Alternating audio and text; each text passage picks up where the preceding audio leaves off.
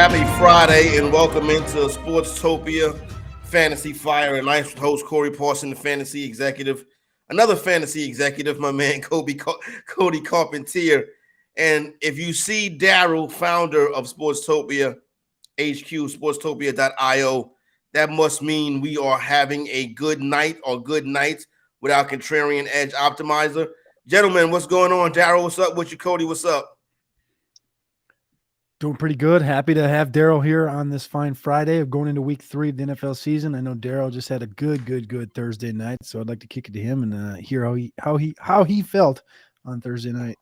You know, Daryl, thank you. Thank you. Go ahead. It's great to have the man in the building. You know what I'm saying? Especially after a big night. Now, there was a Millie Maker that went down last night, Thursday Night Football, Giants and the San Francisco 49ers.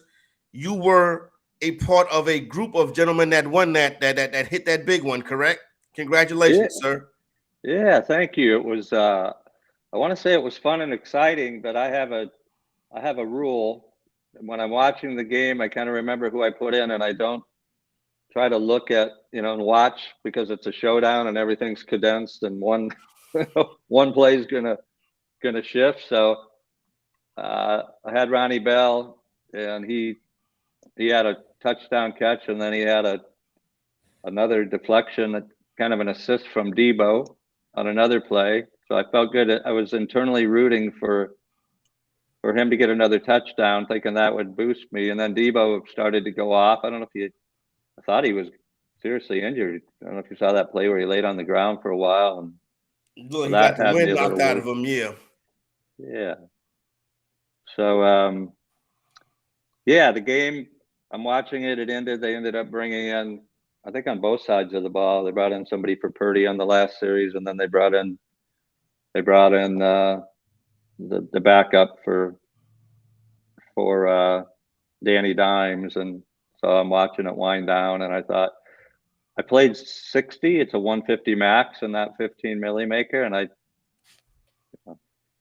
I've seemed to do better when I use the optimizer and I can more focus on like the plays, right? I know on the show yesterday, Bell was brought out. RC Fisher and I talked about he hadn't been ruled out yet. So we talked about Jennings, and we talked about Bell, and we talked about different opportunities. So what was funny is that the optimizer liked Wan'Dale Robinson a little bit yesterday, right? And we talked about that. We thought he was going to play. I, in the optimizer, weighted Bell a little more. I upped his minimum exposure on the 60. But when it came out and I'm looking at it on DraftKings before it locked, I saw a lot of Wan'Dale. So I messaged RC and I said, it's liking Wan'Dale. I'm liking Bell. What do you think, Wan'Dale? How many snaps? And he said, I think he'll get, a lot less than Ronnie. So I had some Bell in, but I switched out all my Wan'Dale Robinson, which was probably 30%, right? Wow. The very first play of the game, I don't know if you remember, Danny Dimes hits Wan'Dale. And you thought you were like, oh my goodness. Okay, but go ahead. It was exciting. I finally peaked, right? And I look at it, and 64 years young, I made it my reading glasses, but what I was kind of looking at on my phone was like, it said first place, $10,000 some dollars, and I was thinking, that ain't right. Did I enter a different tournament, or what did I enter? First place, $10,000, right? $1 million. Yeah, what's going on here? Right. And at the same time, RC's messaging me because he was kind of in his mind. He said he didn't want to jinx, but he knew kind of the lineup structure and the game theory. So he's messaging me after that, and I'm like looking, and I'm like, it said, I looked at the 60, and it totaled like 10,680 or something. And then I'm looking, and I scroll, and I see 1, 1, 1, 1, 1, 1, 1, 1, 1, 1, 1. They were all the way down. Hey, Jared, who's RC? He's RC Fisher. He's a provider of an article, and he's a feed inside the optimizer. He Okay. runs fantasy football metrics. He's been it's almost a scout, I think. Cody, you know him. You're connected to him, right? Yeah, he does some podcasting over a player profile, I think once or twice a year with Matt Kelly, but he's kind of not really on social media as much as the rest of the industry is, and he's a kind of a older OG, I guess I'd say, in the space. Okay. All right, he's an OG of analytics, you know what I'm saying? Yeah. This optimizer we're talking about, the contrarian edge optimizer, you can get down with this. You can be like Daryl. Listen, had the big one last night, tying up there for that milli maker. But we got another shot again to get after it on Sunday. Get ready to discuss and break that slate down. But if you hit that QR code, it'll take you to that contrarian edge optimizer. A 7-day test drive will only cost you $1, but I mean, there's no reason to do the test drive. You already see that the optimizer works. And we talking about if Daryl has been on, I've been doing the show for 3 weeks. Daryl been on twice. That should kind of tell you the optimizer is working. You know what I'm saying? Cody, what's going on though? You got some rankings up on the site too, right? The rankings are live. Yes, sir. Quarterback, running back, wide receiver, tight end, kicker, and defense are all up live. Sportstopia.io. You can find those up over there. Those are going to updated throughout the week. So everything getting ready for week 3. Yes, sir. All right, so there we go right there, sportstopia.io. Let me ask you, Cody, that wide receiver rankings, it starts with Tyreek Hill or does it start with Justin Jefferson? Starts with Mr. Justin Jefferson, man. I love this matchup this week. I think Tyreek is obviously, I mean, it's got him number 3 right now. I got Jefferson, Stephon Diggs, Tyreek Hill. That's 1, 2, 3 this week. And I don't think there's really a wrong way to go about that. I think that the Los Angeles Chargers Minnesota Vikings game is going to be a complete shootout, and then Tyreek Hill is going to get his target. So regardless which direction you got, I like them both. I love them both, but I think there's going to be a few more targets available in that Viking Charger game. Hey, Daryl, Cody mentioned Stephon Diggs, right? And I think that's a good call right there. But I want to come back in that game too, because I think Washington. I think what we saw what Sam Howell did in the second half last weekend, what Eric Bieniemy is trying to do, I think there could be some optimism in that stadium this Sunday, and I think we've seen the Bills on the road. If you're coming back on a commander, you're coming back with the running game with Robinson, or are you coming back with McLaurin? Or Dotson. Or Dotson, yeah.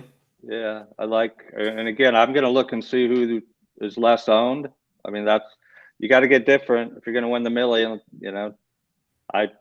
Of the two, Dotson seems to be a red zone target. So if I'm going to run that back, definitely, I think Dotson probably going to be less favorable. Cody, what do you think about ownership there between the two? I like Dotson. I think this is a very, very interesting matchup. On paper, obviously Buffalo should come in and win this one, but I think Washington covering 6.5 is interesting in this one. A lot of people are kind of out on Washington, but again, you're back home in Washington for this game. It looks like 75% of the money is on Buffalo in this game. But as far as the players I'd attack, I love Diggs. I see a 6. Circa's going to 6 on this, Cody. Okay, so they're at 6. Okay, so I'm looking at DraftKings here at 6 plus 6.5 for Washington still. So going in that direction, that makes sense. But coming back on the opposite side, I actually like Brian Robinson. Don't love him on DraftKings, like him on FanDuel, and I like Dotson as well. Curtis Samuel's interesting to me, but I just haven't seen enough output yet from him. All right, so let me just make sure that Circa is at 6 right now, and Barstool is at 6. So you're seeing something coming on the Commanders, and I think that 6.5. Then the Commanders are going to be a handful this weekend. Yep. So I do think that they're going to be in that case. Daryl, TJ Hawkinson is going to be in a good spot this week. I'm looking at his targets. He gets a lot of targets. You got Jordan Addison out there in that shootout game as well. A big Mike Williams. Josh Kelly should be back in good this week. How are you going to attack that matchup with that high total and those poor defenses? I'm obviously Jefferson's expensive, probably the most on the slate. I haven't looked at the prices, so Osborne could be a play, a dart. I like him. He might not get a lot of ownership on the Chargers side. I mean, Allen had a great game. He's obviously there. A lot of upside. You got Williams. tight end wise on the other side too. Maybe to look at Everett, or I know he likes Parham. I didn't realize he's 6'8", but he's a big target in the red zone. So again, I have the same philosophy. I want to see where the populace is going, right? And I like to shift away. So I'm going to use that as a rule. What do you think, Cody? Quarterbacks in this game live too? Herbert and Cousins. So just the whole thing, correct? The whole shebang. The 100%. I love that. I don't think either of these defenses can stop each other, and I think the offenses are just going to keep pushing the football all day. I think it's perfectly stated in the title of my rankings this week at the wide receiver spot. It says expect an air show in Minneapolis. I think that's exactly what you can expect with Herbert and Cousins just ripping the ball, 80 plus times combined out of the two guys. If you want to get different, there's also a guy, Quentin Johnston, who's a deep threat guy that can take the top off of this Vikings defense. Interesting. He hasn't done anything. Anything, right? And we know he can get downfield quick. And we kind of saw a little spice from Jalen Hyatt last week where he caught 2 deep balls, and then they just went away from him. Last night there was nothing. And I was kind of expecting him to kind of get another ball, because that's kind of what I thought would help this Giants offense take a step, right? Pepper Waller over the top to Hyatt. Now in Los Angeles, we're talking now specifically about winning the Millie Maker and being different. Like you said, Quentin Johnston has done nothing. 5 targets, 3 receptions, 16 yards. His snap shares almost cut in half this last week. Like, the opportunity's there. This Vikings defense is a sieve on the back end outside of Harrison Smith, and even him, he's getting old. So I think they can beat him over the top. And if it's going to be a different guy, it's going to be a Palmer, or it's going to be potentially a Darius Davis who gets that punt return work, right? He's got the speed too. I think he's faster than Quentin Johnston. Just some interesting person like that that's super cheap. So I think this is going to be the main game I'm targeting. I'm going to go heavy towards this game, and it's going to be a little Darius. I'm going to have a little Quentin Johnston. I don't really want to use any Josh Palmer, but I might do that. I think Addison is an easy one that you need to get in there too. Right? Everyone's going to be chasing. Well. It's going to go Jefferson, Mike Williams, Keenan Allen, but people are going to forget about the Jordan Addisons. Osborne's going to get his work. What about the running game? So much talent there. Which side? The Chargers side. Yeah, I mean, if Eckler's healthy and in, that's easy play, right? If he's not, we didn't really see what we wanted to see out of Kelly last week, but I'd expect a little bit better output. The Vikings can't really stop anybody on the interior or, block anybody on the interior on their side either. So I'm less interested on the Madison side. If you're going to ride that's going to be a contrarian play, Madison. Yeah. Well, Akers is there. Is he going to play? I mean, if he does, it's not going to be very much. I wouldn't think. The The system, right? He knows the system, right? From O'Connell being in the Rams, but it's still also, I mean, it's again, people are like hammering Madison on Twitter, and it's like, oh, Madison sucks. That's why they brought Akers in. It's like, no, this offensive line's garbage right now on the inside. Darisaw can't stay healthy at the left tackle, and he's one of the best tackles in football. The interior is terrible. So it's hard to really get a feel for really what Madison is, and the Akers thing too. So that would be a 100% a contrarian play is to play Madison. But hey, guess what? If they get down to the 3-yard line twice and he rushes in for 2 touchdowns, that's a big shaker, right? You saw Ken Walker do that a couple weeks ago, and he was in that Millie lineup. So another player I love this week, Ken Walker. We'll get to him a little bit later on. Talk about contrarian plays in good spots, right? Like Quentin Johnston, like Madison. Deshaun Watson's a contrarian play in a good spot. Now, I saw Deshaun Watson on Monday night when his team was in the game, looked to throw the ball on a go route down the right sideline. He threw the ball into the stands. And I'm thinking to myself, okay, Deshaun Watson is washed up. It's over. He's cooked. You know what I'm saying? Cody, Deshaun Watson, contrarian play versus the Tennessee Titans defense, right? They give it up in the passing game. We know this. You know what I'm saying? We've seen it to start the season. We saw it last year. It's kind of like Philadelphia exposed them, and everybody's been going back to that since. Are we going Deshaun Watson this week? Is Deshaun Watson contrarian, or does Deshaun Watson need to be left down there in the area with the players that you don't put next to their name? I'm going to go ahead and not play Deshaun Watson this week. I don't think he's a contrarian play just because this Tennessee is as vulnerable as you can get on their back end, their front end is disgusting. It's a top 5 unit in the league on the front end. And, you know, the upstick, it sounds really terrible to be like, yeah, Arden Key looks good. And like name these guys that haven't really done anything, the Tier Tarts of the world. But like that front, not only is it Jeffrey Simmons and Harold Landry, like there's other dudes that are making plays and getting after the pass rusher or after the passer. And that's what we saw Pittsburgh continually do. Again, 2 defensive touchdowns for Pittsburgh last week against Cleveland. And you know what? If Arden Key and Harold Landry can bend the edge on DeJuan Jones, you're going to see the same thing happen again this week. I don't think it's a very good matchup for Cleveland in total in the running game or with Deshaun Watson getting back there trying to create whilst knowing they can't run the football. Like So everybody I'm went to out. waiver wire this week, spent 80% of their fab on Jerome Ford in season-long leagues, right? And obviously, if you got some season-long questions, you can go ahead and pop those in the chat. We'll gladly take those in return for you hitting that subscribe button. But Daryl, it's like, you know, Jerome Ford, you got you got Amari Cooper, Moore, DPP, you know what I'm saying? All contrarian type guys, but is that Tennessee? Maybe the contrarian play is Tennessee's defense. Yep. Yeah, I mean, no Chubb. You got Ford, like you say, he's plugging in there. Watson's gonna.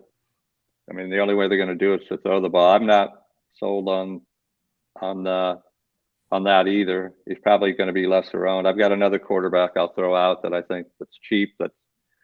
That's going to be a contrarian play that could go off. But as far as Watson, I don't know if I'll mix him in on any of the. You know, I like to focus in on a few quarterbacks, and I don't see him in my mix in that game. But who was the quarterback you were alluding to just now? Stroud. Bingo. Yeah, I like him. I think that game, obviously, Lawrence is going to put up some points. So you've got run backs, you got Stroud. I mean, you've got his buddy Dell, you've got Nico Collins, you got Robert Woods, and then the other side of the ball, you got Ingram as a tight end. I mean, I like that game if you want to pivot. I don't think it's, you know, because of Jaguars, but Stroud's put up some numbers. I mean, last week, those 3 receivers, Dell, Nico, and Woods all had points. So he's only 5,300. That's almost minimum for a quarterback, right? Mm-hmm. That's down there around Mayfield money. Total in that game. Mayfield's not on this main slate. But total Cody, in that game. Shaking your head, but go ahead. I'm sorry, Corey. What? All good. Total in that game, 44.5, right? Is the total. And as soon as I clicked on my odd screen, circle went to 7 on this game. So Texans all getting bet or starting to see some money come in on the Texans in this one. Division matchup, obviously. That gives it some more juice. And like you mentioned, Stroud has really been – I didn't think Stroud was going to come in and be winging it like this. Like, yeah, he has really come in and been bringing it all over the joint. So they're letting it fly. So that's good to see right there. And you know what? He looks like he's up for it. He looks like he's handling the task. So, yeah, that is interesting. And then you like – Cody, you like those wide receivers too, right? I love him. I mean, you bring up CJ Stroud. That's, you know, my favorite plays of the week. High, medium, low is Herbert Cousins. We talked about those guys. And the low guy is CJ Stroud. 45.5 attempts on average for the first 2 weeks of the season. Like, he's doing he's bringing the output from Ohio State to Houston, right? Nico Collins is playing in that artificial Marvin Harrison role. He's got Tank Dell and Robert Woods playing in that Egbuka and that JSN role. Like, he's just saying, you know what, come out here and I'm going to give you 10 targets. And that's exactly how it's working. And you get all these guys at values right now. So I'm going to continue to keep touching it down there in Houston. And like you said, the number's going down to 7 on our tool of our roster watch. 87% of the money's on Houston in this game. And they're, you know, really from plus 8.5 to plus 7. That's what we're seeing. I see plus 8.5 from DraftKings. Trend the underdog to it. Well, they haven't. Is always dangerous, though. Well, if you look at I don't think they've lost in 6 or 7 trips in a row down there. That's surprising. I mean, so that's probably why the money's trending. I'm not so excited about taking them as I am that I just think they're going to put points up. Their defense is going to give up points, so they're going to be chasing, right? Not like they're going to just sit back and hand the ball off to Pierce and hope. But yeah, I was going to look at the wide receivers. Go ahead. Yeah, go ahead. I'm sorry. No, you go ahead, Daryl, because I'm getting ready to run the optimizer with CJ Stroud and see what it looks like. Go ahead. Well, Nico Collins, 5,300. So you pair him with Stroud. I mean, you got a lot of salary to put some other studs in there, like a Jefferson. as an off with that and that Vikings game. Trying to find Dell or see what price is on the other two, but I like Dell's 3,600. 3,600 for Dell, yeah. Yeah, I mean, so you put those two together, and you run somebody back on the other side with the Jags, and then you pick off a couple of guys from the Viking game, and that's how I like to get different. I don't, I'd be interested to see. All right, here's one. C.J. Stroud, Travis Etienne, Isaiah Pacheco, who I love this week, Tyreek Hill, Michael Pittman coming back against the Ravens, Tank Dell, Travis Kelce, Zach Ertz racking up garbage time targets versus the Cowboys, Buffalo Bills defense out there. Another example, Stroud, you go with Pollard, Aaron Jones, and St. Brown, 2 injured players right now. Rondell Moore, Tyreek Hill, Juwan Johnson, Richie James. Then you got a Stroud, Javonte Williams, Brian Robinson, Justin Jefferson, Tyreek Hill, Josh Reynolds. I love this. Wow, Sam Laporta, nice, Tank Dell. This is a nice one right there. Yeah, I like that one I just read right there. I like that a lot. Like that, Cody? Yeah, one guy I locked in. I was doing the same thing you were doing, but I just added one more lock in there, and I locked in Stroud and Kelvin Ridley. And I came out with Stroud, Etienne, Pacheco, Ridley, Tyreek Hill, Michael Pittman, Ertz, Tank Dell. So you got that Stroud to Tank Dell, and then you got to come back with Etienne and Calvin Ridley in that game with the Buffalo defense as well. That Buffalo defense, I don't know. So maybe I'm the only one. Maybe I'm overrating Washington this week. I like Washington. Well, I mean, if Howe gives up a pick 6, that's not impossible. I mean, he's been better, but look at what he did in the Arizona game, the first game at home, right? So I'm not against that. And again, I think that probably a cheap defense, right? I'm looking at the optimizer while you guys are talking, but okay, that's interesting. Yeah, so that defense right there, 2,900. Yeah, it is a cheaper defense. Outside that, the Browns, the Commanders defense as well. You could get some, oh boy, Josh Allen don't mind giving the ball to the other team as well. So that's an interesting one right there. Looking at some weekly rankings, Cody. Let me ask you about Oh yes, Chris Olave this week. Okay. Chris Olave this week. I think it's a game where they're going up to Green Bay, and I think they just need to take that step forward, right? You lose Jamal Williams for the week. It's going to be Tony Jones and Kendre Miller, and I think they're going to be depending on their target, Chris Olave. He finished as wide receiver 10, wide receiver 11 the last 2 weeks. I have him at 18. I think it's more so just a matchup thing, right? I still like him this week. It's just a matchup thing for me with Jair, and I think, you saw the focus on Michael Thomas early in that game last week where he had 5 or 6 receptions in the first 20 minutes of the game. I think you're going to continue to see that. You're going to see a little more Juwan Johnson. And I do think that Kendre Miller is a lot better than what Tony Jones brings to the table. So it'll be an interesting game. I think it'll be a lot slower paced against the Packers, but I still think Olave is a good play. I just have him a little lower than what he's done the last couple of weeks. Not interested in the Packers this week. You're not Jordan Love, you know what I'm saying? QB2 right now. You think that's smoke and mirrors? I think debut. Let me talk you into it. Home debut. No. Hey, he's done. I think it's what is it? I think the stat is he's one of just 3 fantasy quarterbacks with 20 plus fantasy points the first 3 weeks, right? I think it's Herbert, Mahomes, and him. So he's sitting in good company. If honestly, from just watching back, if he just toned up the aggression, toned up the efficiency just a tad, I would be all in on Jordan Love. I like Jordan Love when he was coming out, and we knew he needed a couple of years to work with his quarterback coach Jordan Palmer. But I like Love. I just want to see him kind of get a little bit more attitude, get a little more feistiness to his game before I'm kind of all in on a player like Love. Now listen, he's done enough, but I don't know. I'm not quite there. Watson and Aaron Jones coming back in the next couple of weeks could really elevate his game too. Interesting. I like that. You mentioned the weapons getting back in, and that makes it better. Speaking of weapons, I heard in the offseason that if Justin Fields got some more weapons, that he would be better. And then they went and got him some weapons, and then I'm like, oh God. Whoa, wait a minute now. Now listen, he said he's gonna let it fly down this week and gonna play his game. His game could mean 150 rushing yards. but I just don't even think that's there anymore. Is there any reason to think that it's a bounce back spot? I mean, that Chiefs defense is the best part of their team through 2 games this year. Dude, I don't think I was fooled with Justin Fields this week, right?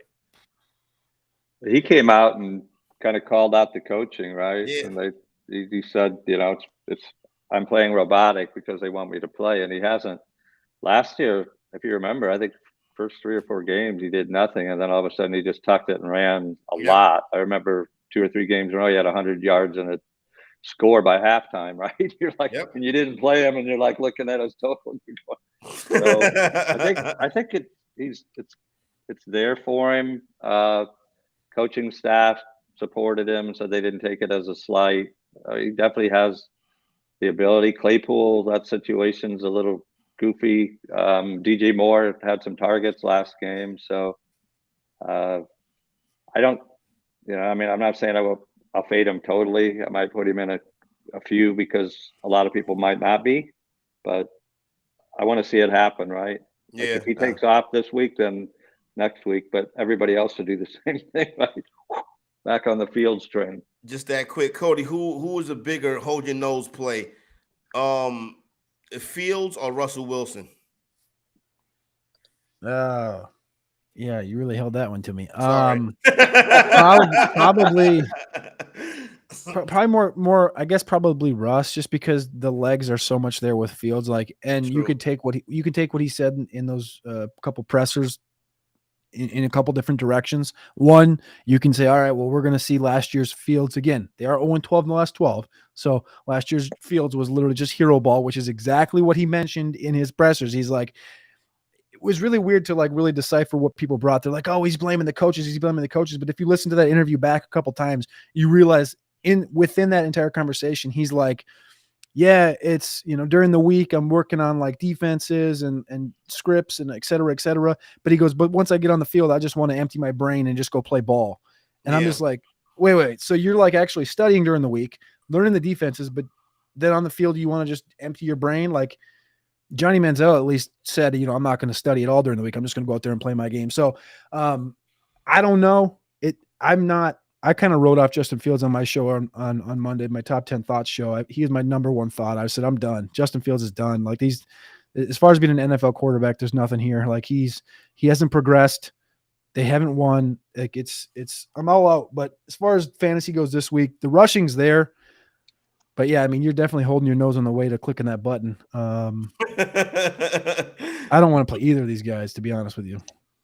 Well, with Russ, right, he's got to fight back. Because I think Miami's going to be dropping the numbers on them. The Dolphins have been good as home favorites. You know what I'm saying? I believe that number is holding steady right now. Let me see. I'm looking at the totals. Excuse me. I believe the point spread is holding steady right now. Or it could be going in the way of the Miami Dolphins. Yeah, you see where DraftKings, the 6.5 is juiced to -115. So you could see a 7 pop there soon. In the beginning of the week, I was feeling, hey, maybe the Broncos bring some fight and make it a little bit more entertaining.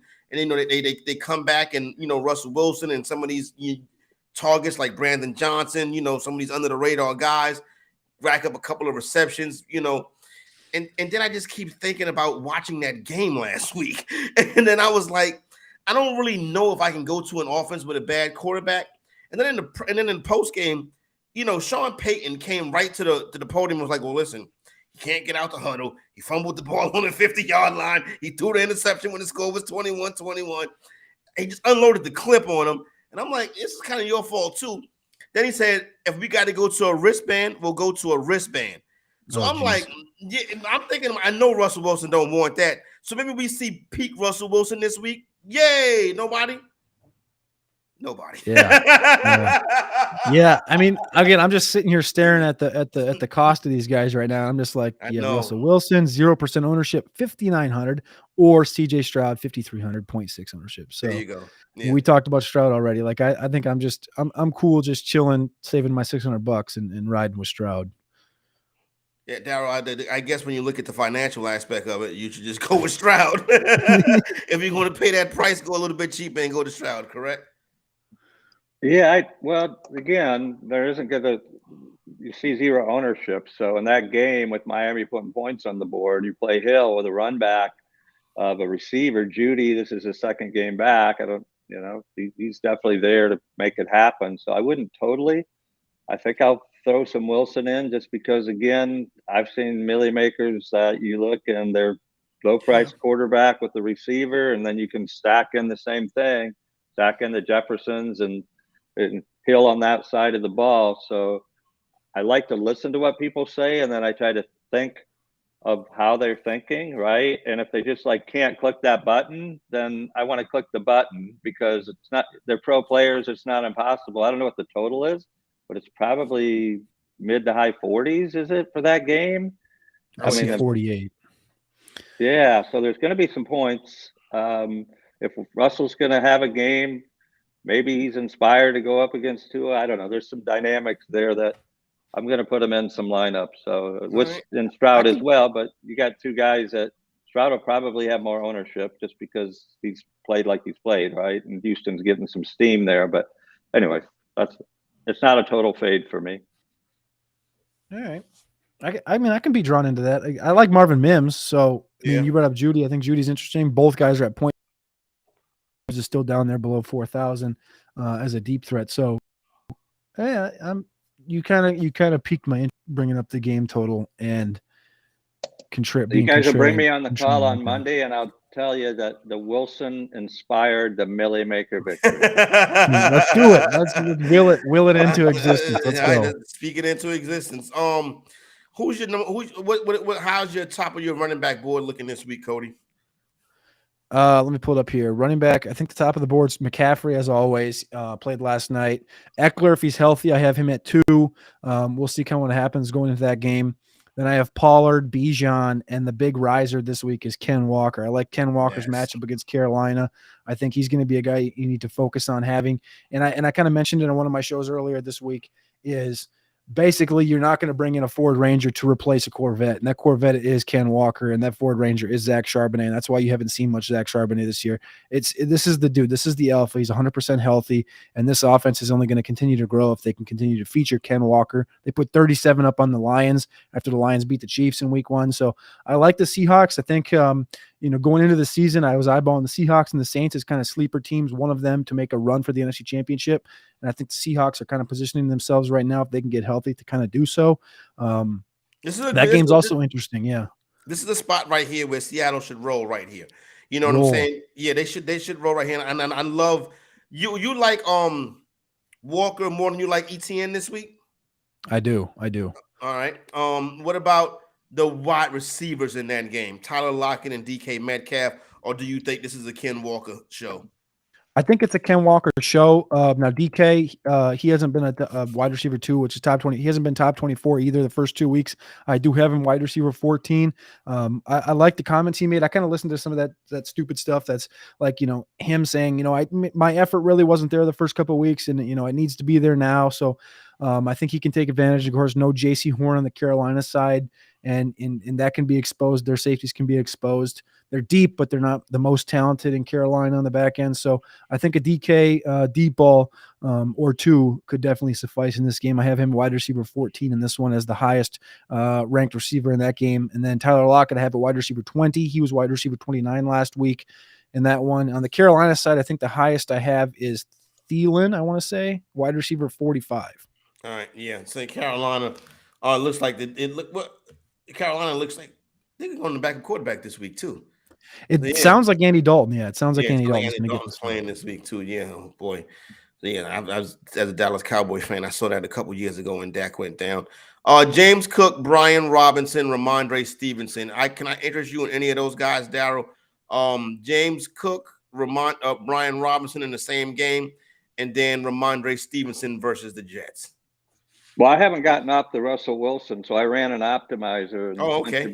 Since you brought up Brian Robinson, how's this team sound? Wilson, ETN, Robinson, 2 running backs, Tyreek Hill, Pittman, Dell, Kincaid, Amari Cooper, and the Patriots defense. So that's a little 2-stack with Wilson and Mims, or not Mims in there. Who did they stack? Maybe they went naked with. I was going to say it sounded naked, I think. Yeah, got him naked. So there you go. He's got to spread it around or bring those legs back from many moons ago where he used to take off and run. But who was it? Robinson and who? Corey? Robinson, Cook, and Ramondre. I have a hard. I mean, I know people like Ramondre. I have a hard time there. Robinson, if I was going to play one of them, Yeah. the optimizer just popped him there without prompting him. So it looks like they like him. What about you, Corey? What do you think? Oh, myself personally, I would go with Robinson. I think he's going to be a big part of that offense this weekend. Like I said, I think Washington's in that game, and I think that game will come down to the end, so they won't have to abandon the run. And I trust the adjustments that Bieniemy makes. And I think, as much as I like Antonio Gibson, it's clear that Robinson's going to be the guy now. I'm gonna go with Robinson. I think James Cook is in a good spot. I think he'll get the usage, but that Skins defensive line is probably the best unit on that team. And then Ramondre, I think, is interesting. I think the Patriots win the game. I think you get a healthy dose of Ramondre. I'm a big Mac Jones supporter, and one of my things is if I see it, I gotta say it. Mac Jones is not playing good. He's not. He has regressed off his rookie year. And then he doesn't make any plays. So to me, that team's playmaker, Cody, is Stevenson and Kendrick Bourne. But Corey, Mac Jones is leading the league in pass attempts. Didn't you know that? He ain't leading the league in making plays, though. That's the big thing, right? That's, I like Stevenson for that aspect. I think this Jets defensive line is still going to get after the quarterback. I think it's going to be closer than kind of people expect in this one. But again, you saw the last couple of weeks, 9 targets for Stevenson, caught all 9 for 74 yards. He's going to be efficient in the passing game. It's so weird. When you watch back, it's he does not look the best in the running game, in my opinion. But then when you watch him get the receptions, he looks more fluid, more effective in the receiving game. So I think that they do target him out there more. I think James Cook is a good one. I think James Cook is effective also in the passing game. He's had 8 receptions the last couple of games. Of course, he had that big 160-yard game last week, finished at running back 11 for Vegas. Robinson's a lot tougher for me. I do think that Washington kind of I guess as the underdog of the week, I would say Washington is going to win this game. They're going to 100% cover, I would say, but I like Washington to kind of win this game at home against Buffalo. Buffalo's kind of been up and down, and Brian Robinson, as you mentioned, 37-5 over Gibson and carries. And then Chris Rodriguez and Curtis Samuel also have 5 combined carries. So it's 37-5-5. It's complete dominance as far as the carries go with Robinson. And he's got more receptions than Antonio Gibson does in the receiving game as well, even though there's really not that much to count. But as far as my rankings, I got Cook 9, Ramondre Stevenson 10, and then Brian Robinson down at 14. So I'm going Cook this week out of those 3. All right, that's good stuff right there. You can check those rankings out right now, sportstopia.io. Get ready for the upcoming week. We haven't touched on it, Daryl. Want to get your thoughts on how you're attacking or how you would look to or plan on attacking this which should be pretty good matchup offensively. The total is going up, I know that much, between the Atlanta Falcons and the Detroit Lions. Atlanta came in here as 4.5-point favorite. People betting the Falcons all the way down to 3. I've seen total about 46.5 in this one. I think we get a good back and forth between these two teams. As the Lions are supposed to be contenders, like they're telling everybody they are, and need to win this game, but I think Atlanta's in for a fight. I agree. I mean, there should be some points. London, I like on that side. Amat, obviously. You had Reynolds. I faded Reynolds, and he ended up having some targets. So both sides of the ball. I mean, you could go Goff with Amon or Reynolds on the other side. Keep waiting for Pitts to be Pitts, but on that side, you're shaking your head. I know it's like. Hey, Dow, he's shaking his head. That means you want to put him in your lineup, right? That's the contrarian play. I know. Listen, the Lions cannot guard the tight end. They can't guard the tight end. Those are the guys, right? We got to remember early in the third week, and if he comes off and gets into the box 2 or 3 times, and everybody's going to jump on that bandwagon, right? I think. I watched him through college. I mean, the talent's there. Yeah. I don't know about Ritter, but anyways, I love Pitts. Don't get me wrong, I love Pitts. But the thing is I watched every single target that Ritter threw in that game, the last 2, and it was like when it goes to London, when it goes to Mac Hollins, when it goes to Bijan, when it goes to anybody else in the football field, that ball is at least within arm's length, right? And then anytime that ball goes to Pitts, it's like what's the opposite end of a magnet, right? Where it like pushes away. That's exactly that ball is like over his head by 4 feet, outside by 4 feet, in the dirt 2 feet in front of him. I don't get it. Like, but Pitts is he's targeting Pitts. It's just that it's not coming through. And I'm seeing a 1.7% ownership. He's down to 3,900. He's down there in the Hayden Hurst, Gerald Everett, Dalton Schultz area. I like it, but it's like every time I click it, I'm like, this is going to be a 0 for me. But, right. I just don't know what to do with it, right? Like everyone, like you can already see the 26%. Travis Kelce's numbers are the way back as far as the ownership goes. Mark Andrews is up there. I love Hawkinson this week, but I feel like you have to play a little bit of Pitts. You just have to do it. You have to throw him in a couple just because of that upside. You talked about the talent was there at Florida. The talent was there the rookie season. I'm blaming, like, I kind of talked about it being comparable to the Nico Collins thing. Like, I love Nico Collins coming out. Thought the opportunity was there. Thought the targets were there. Thought the talent was there. But he's playing with Davis Mills, and Davis Mills couldn't hit him, wouldn't push it to him. Ritter's doing the same thing where, like, he just couldn't hit. He can't hit him. Can't get the ball to him for whatever reason. Does that connection come through the next week or two? I'm hoping. Like, that would make this Falcons team a little more formidable, in my opinion. But betting on it is just so, like, gut-wrenchingly boring and tough on you. Well, in that price range, you got Everett in the Charger game, same price, projected. Yep. Less than 5% owned. He's 3,800. You have Musgrave, Packers only 3,300. I think Musgrave. Yeah, I think he's starting to get some eyeballs. I'm going to bring this guy up because I think the only other show I've been on with you, Cody, there's a tight end for the Dolphins named Smythe. Yep. 2,900. Low ownership. He could be in that game with Denver, but I'm the same. I mean, I'm not going to fade him. I got to sprinkle him in because I don't want to be in the week where he finally becomes what we keep thinking he's going to become, and you're like looking, and so we'll see. I want to go right off of that. Go Sorry, ahead. My bad. No, go ahead, Cody. No, I want you to finish. You were going. I thought you were done. My bad. Yeah, I was just going to say, I think the game will be fun. I think Atlanta, Detroit. I like Detroit. I think Detroit has some things going on. Goff settled in. He's got receivers. I like the coach. That coach is very, very much a player's coach, right? I think they believe in him. So, but I think that Atlanta, I don't know. Who do they have besides Ritter? I don't know. Marcus Mariota was there last year. I don't know who that is yet. It's a Heineke, I think. I think it's Heineke. Oh, Tyler Heineke, yeah. Yeah. Congratulations. Okay. Yeah. Well, we better stick with Ritter then, but hopefully he gets better. I do think so. What I was going to say was I think that you brought up Durham Smythe, and each of the last 2 weeks he's got 3 receptions in those games. He is in this game. So you talked about Russ a minute ago. We talked about Tyreek Hill. I think Mims is interesting. You think Judy's interesting. Durham Smythe down there at 2,900. The same range is Adam Troutman at 3,000. Both guys have good matchups in this game. And the thing with Durham Smythe that I'm going to go back to, because the last time we talked about him, he was the same value in that game. He caught 3 footballs. And if you remember right, week 1, he ran a similar route to River Craycraft, and the ball went just over Smythe's head. It was targeted for River Craycraft, but Smythe was wide open underneath. Last week, that little whip route to Tyreek Hill that scored a touchdown, Smythe ran kind of a I don't know what you call it, kind of an in and then a wheel up the sideline into the end zone that left him wide open. So that's twice now in the red zone where they've built something that kind of pulled Durham Smythe to the direction of the ball, but actually made it open for the other guy.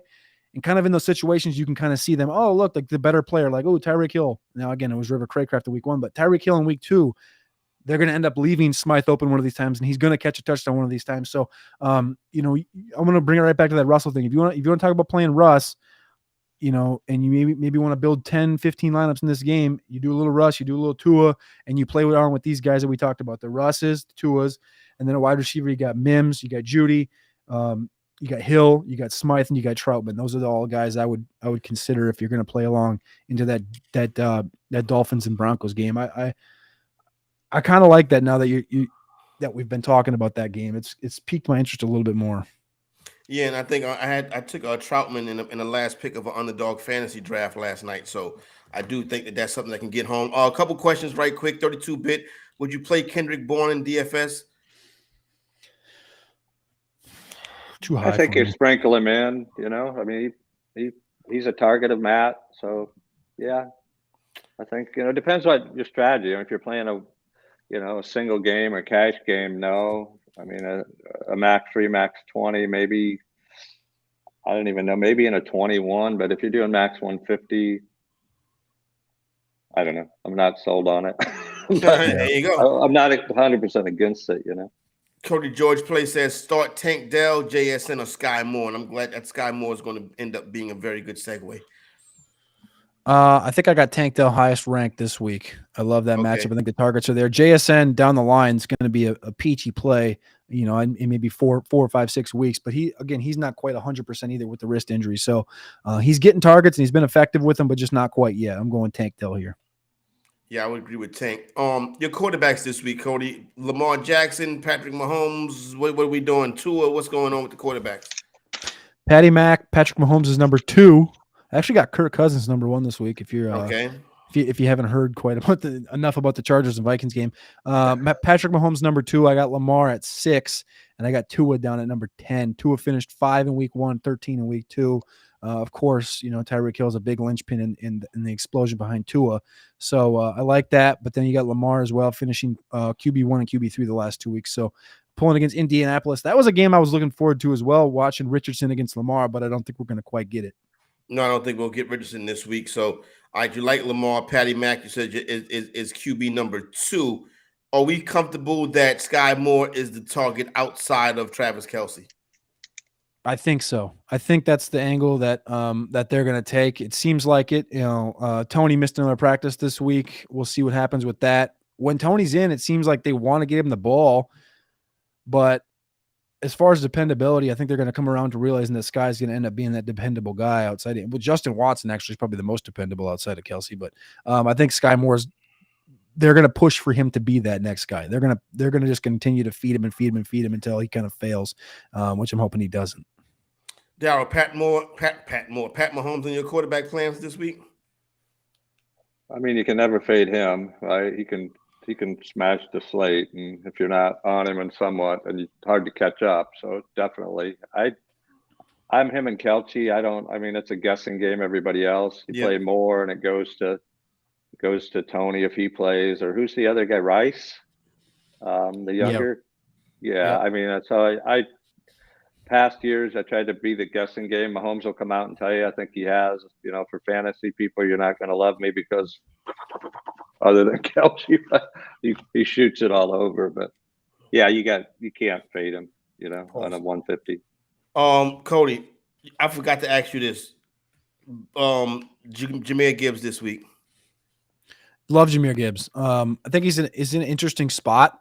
The last couple of weeks finished as running back 36, running back 19 against Seattle. A lot of people kind of are like, what's the role for him? He's kind of failed the first couple of weeks. I think that's complete BS. Craig Reynolds is not going to get the lion's share of this backfield. Zonovan Knight, I think, will come in and get a couple of touches if they activate him. If they don't activate him, it'll be very interesting to see what the angle towards this is.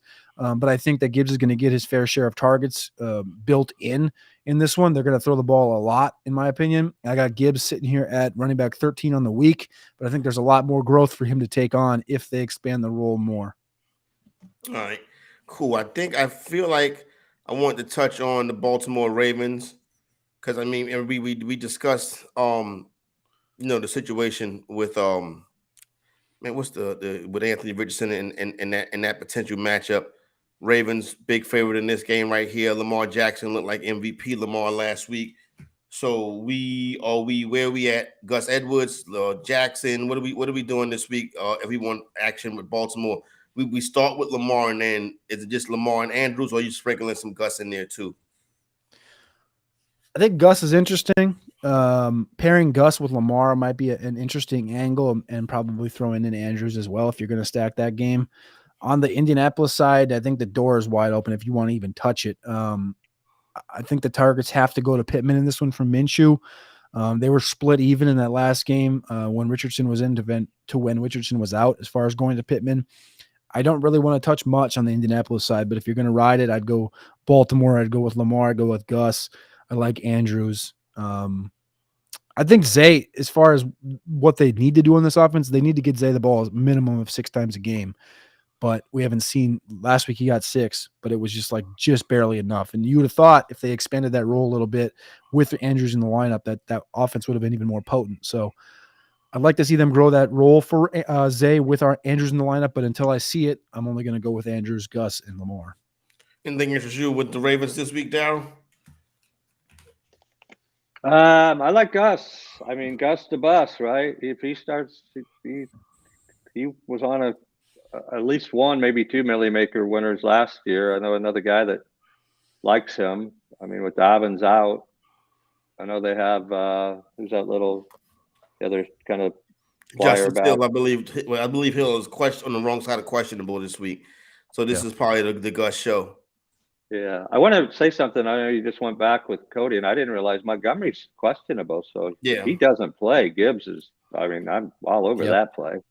So I don't know. I guess they're going to see today if he practices, but not to go back. But I didn't realize that until I looked to see what's happening. But Baltimore, I mean, it's the same thing. You know, Mahomes, Kelce, Andrews, Lamar, right? I mean, you play those two, you're kind of guessing so far on what Bateman, or if it's going to be the guy they brought back after a year off, Odell. The famous catch. I drafted him, I think, when you and I were on a best ball draft, Cody, and you made a comment, but he hasn't done anything other than a comment. But so, yeah, I mean, Lamar's the same thing. I think watching him, I don't think he's as geared to take off and run like he used to. Maybe it's just, you think he's still favoring from that injury last year? You know what I think it is? I think in spots he does it, right? I don't think that he is ready to take off as much, but I think when he does take off, the timing of it is pretty good, and you never really see him have a negative play when he does take off, and he is always one move from taking it to the house. Yeah, the same thing. I have to sprinkle them in because those two can make or break you. But if you put in a Gus, I don't think a lot of people are going there, and he could get 2 goal line touchdowns, right? And combined with what else, but I'm not against it. Last people I want to ask you about, Cody, last duo, and then in Daryl before we get up out of here and pass it along. Dak Prescott and CeeDee Lamb. They should eat. This Arizona team is not that good. They have gotten a push on the front with Dennis Gardeck and Zaven Collins the first couple of weeks, but Dallas has a good offensive line. Pollard has gotten his run, though. He got 70 yards the first 2 weeks, and they just leaned into him last week with, I think, 25-plus touches. So could they lean into Pollard again? I could see that. We haven't really needed much out of Prescott, and I think I looked at the schedule. Yeah, that's the thing. It was like San Francisco. Like, they got Giants, Jets, Cardinals, New England. Like, they don't really need Dak for any of that. It's like, let Dak just kind of warm up and kind of mosey through. Then you got San Fran in week 5. So I think Lamb, of course, is going to get his opportunities and his targets, but I don't know if I would stack him with Dak as much as I would just run Lamb by himself. Yeah. What do you think about that, Daryl? That Cowboy offense? It was really efficient. It's Tony Pollard, and then, like Cody nailed it, really. They don't really need Dak to do much right now, which is a good thing, because if he did, he would do something for the other team. I like Pollard. I think I just play Pollard as a one-off, and I think that game probably plays, where he, again, there's times he could have a great game, shift the slate. So that's probably the only play out of that game. I'm not going to go with Prescott, or I know CD, you can't. I mean, I may sprinkle him in a couple, but I like Pollard as my favorite flavored play of that game. I would agree with you on that one right there. All right, so once again, it is the Contrarian Edge Optimizer, brought to you by Sportstopia.io. Couple of action items before you get out of here. Check out the site, Sportstopia.io. Go over there, read the articles, become a member of that community. But the most important thing you can do is hit that QR code and get that Contrarian Edge Optimizer and be in Millie Maker Millie Maker striking distance every Sunday, like my man Daryl. So there you go, right there. All right, I want to thank everybody. Make sure you hit that subscribe button, hit that like button. Follow us throughout the course of the week. We got you covered the best of our ability. Don't forget that QR code gets you 7-day test drive for $1. But you already see it works, so go ahead and sign up completely right now. For Daryl and Cody, it's Corey Parson, the fantasy executive. Good luck in week 3. We are out. Thank you.